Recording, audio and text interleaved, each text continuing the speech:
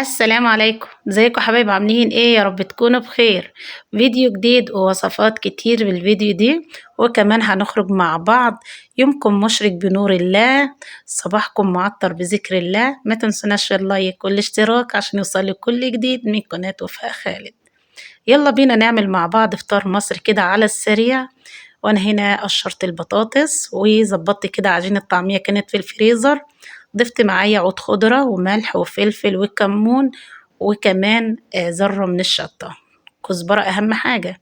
هي كده كانت ماسكة شوية، فحطت لها ذرة بسيطة من المية، مش هيحصل لها أي حاجة. ضفت عليها البيضاية، وهنا بقى بنضرب بقى بالمضرب البيض علشان تكون خفيفة معاكي وهشة. زودت ذرة بسيطة من الفلفل الأسود علشان زفرة البيض. هنا بقى الفول صفيت المية بتاعته. كان في متابعة جميلة قالت لي لازم نصفي المية عشان المية دي بتكون مادة حافظة فقط لا غير، وغلط انك انتي تسيبيها. المهم كده غسلت الفول بتاعنا وضفت عليه ملح وزيت وكمون وسيبته على النار.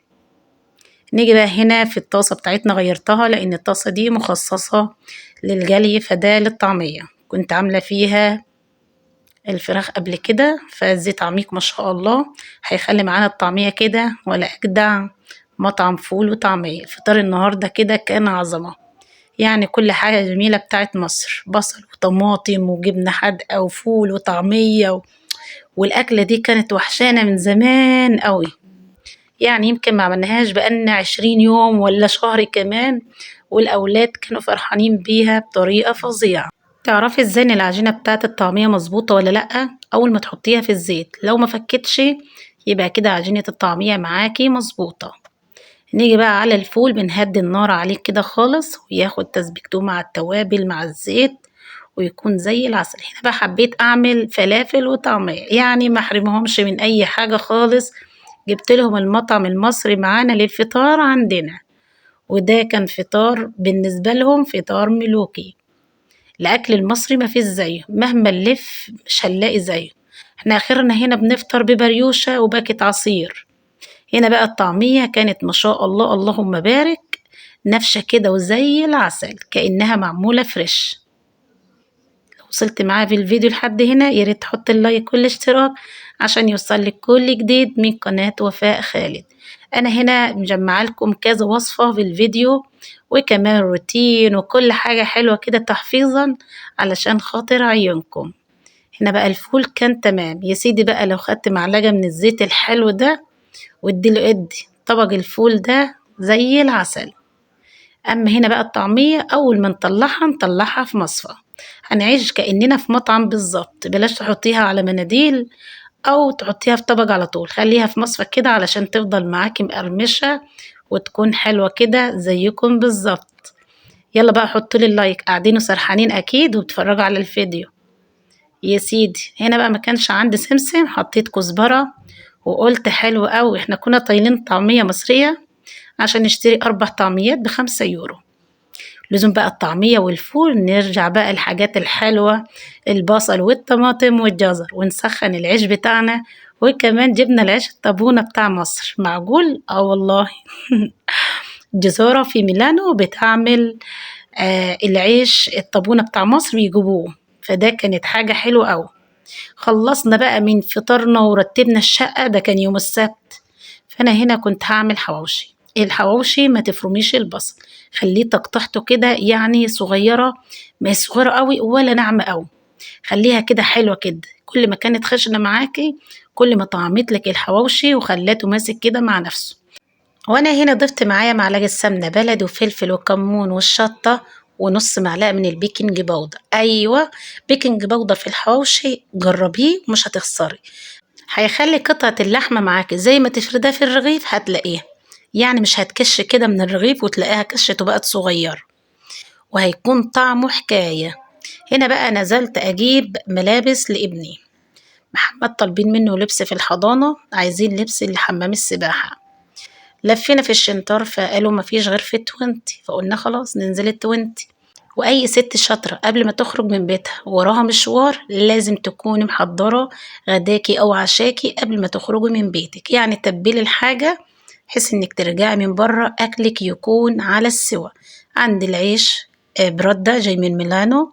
وكده خلاص العجينة بتاعت الحواوشي مظبوطة معايا.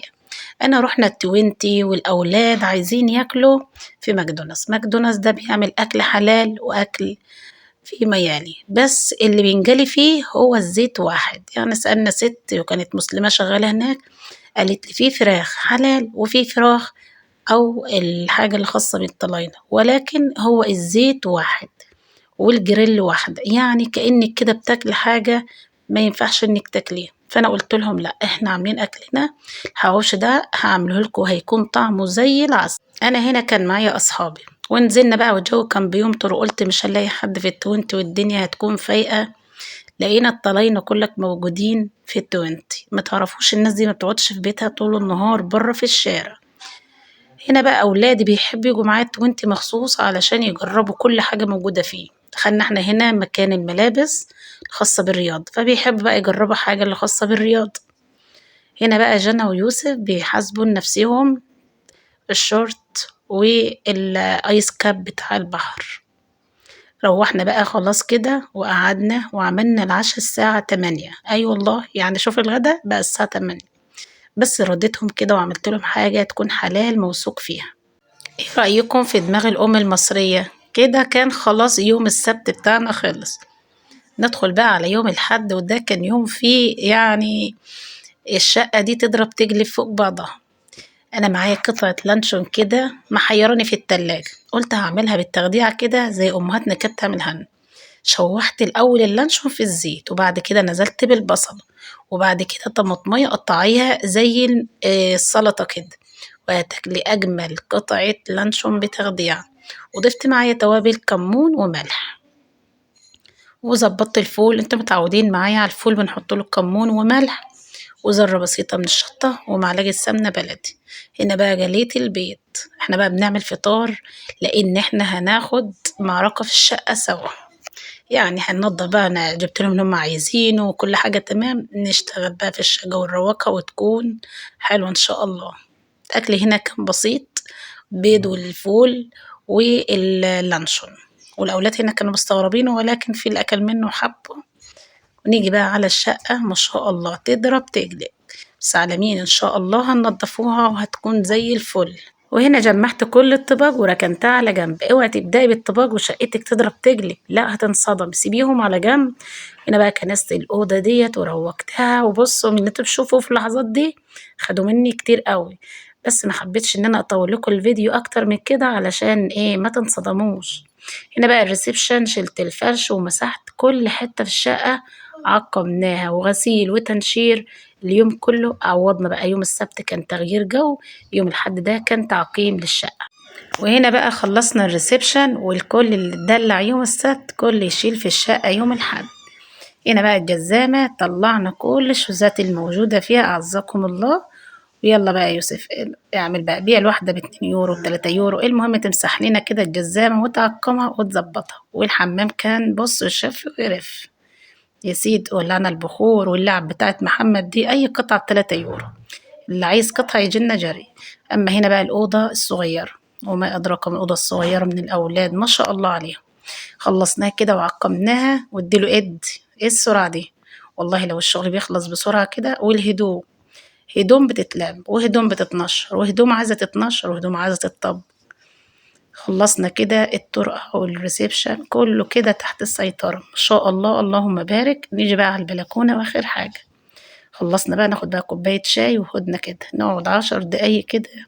والإحساس بالقعدة بعد البطل دي بتكون حاجة ما تتعوضش يا سيدي. نيجي بقى هنا على المواعين خلصت، ندعك بقى البوتاجاز كده ونعقمه ونخلص الحوض. والمادة دي كانت حلوة قوي في غسيل الحوض والصينية. بعد ما شطبت قلت لها جرب شوفها حلوة ولا لأ. كان عندي صينية بتاعت الشاي كده، الحروف بتاعتها كنت مسوية فيها مرة بيتزا فسودتها، فقلت نجرب. طلعت المنظف ده حكاية ما شاء الله عليه، خلي الصينية تضوي كده يا سيدي. حطولنا بقى اللايك، تقعدوا ايه سرحانين. عندي هنا بقى ايه تفاحتين كده كاشين كده وشايفين نفسهم، قلنا نعملهم طبق سلطة كده واديله حاجة كده مسكرة كده من الحاجات الموجودة في البيت. كوباية عصير كده برتقال حطيتها عليها علشان بدل ما ازود مية لا يكون عصير كده وحاجة طبيعية. نيجي بقى على الغدا يوم الحد، قشري بطاطسية كده لما تلاقيها بتسود معاكي في التحمير واسلقيها. ضيفي معاكي في مية السليق معلقة ملح وذرة بسيطة من الكمون، ما تزوديش أكتر من كده. تاخد لها غلوتين كده وحمريها هتلاقيها مقرمشة معاكي واللون بتاعها حلو مظبوط. هنا بقى المكرونة، سخني الزيت أول ما تحطي المكرونة وإيديكي ما تتشالش منها علشان تكون كلها لون واحد. هنا بقى حباية المكرونة كانت صغيرة، كان نفسنا ناكلها من زمان ما شاء الله. الأكلة البسيطة بتكون حلو. خلاص بقى حمرنا المكرونة بقى اللون بتاعها كده حلو ما شاء الله، وكمان صفيت الزيت الزيادة اللي فيها. ضفت بقى معلقة صلصة والملح والفلفل الأسود ونشوحها تشويحة كده من فوق لتحت علشان الصلصة تاخد كل حباية معانا. أهم حاجة في المكرونة والرز زودي مية سخنة، اختصر معاكي من وقت السوا وكمان بتكون حبايتها كده حلو. خلاص المكرونة تمام والبطاطس تمام، نحط بقى كام بضاية كده علشان المكرونة. معايا هنا برطمان بعقمه، عندي هنا ينسون غسلاه ومنشفاه، قلت نحطه كده في البرطمان يكون جاهز. هنا بقى بنقرأ شوية قرآن كده نفتكر ربنا في يومنا كده. ومعايا البيض كده هنظبطه يكون شكله حلو كده، العين بتاكل قبل البق، خليكم فاكرين كده. يا سيدي بقى على المكرونة الحباية بصوا مفرولة كده ومستوية واديله قد يا سيدي بطاطس كده وبيض وطعم الأكل زي العسل حكي. يلا بقى نعمل مع بعض السمنة البلدي على أصولها. معايا هنا أزاز زيت، ومعايا ده يعني فيرن يعني زي زبدة فيرن كده بتاعت مصر. المهم الأول كده هننزل معايا بالسمنة البلدي بعد الزيت. هنفضي كل العلب دي، العلبة دي معيار معلقة موجودين معايا، قلت ان انا اضيفهم كده على السمنة ويكونوا كلك في ايه في برطمان واحد كده مستويين ما شاء الله اللهم بارك. هنا بقى النار بتاعتك تكون متوسطة، معايا معلقة ملح واحدة بس علشان المرطة تكون طعمها حلوة كده وحنطة وحدقة بسيط، وفي نفس الوقت حبيتي تعملي حلويات ما تكونش معاكي السمنة بتاعتك حادقة. هنا بقى بنقلب، يعني ما تخرجيش من مطبخ غير وانت مقلبة حاجتك كده ومهدية النار خالص. عقمت البراطين وهنا موطيت عليها زي الشمع. طلعت انشر اللحاف كنت غسلاه ودخلت تاني، هدوم على المنشر وهدوم في السبت وهدوم بره السبت. بصوا من يوم الحد ده كل هدوم في هدوم. رجعنا بقى للسمنة بتاعتنا كده ومسوياها على نار هادية.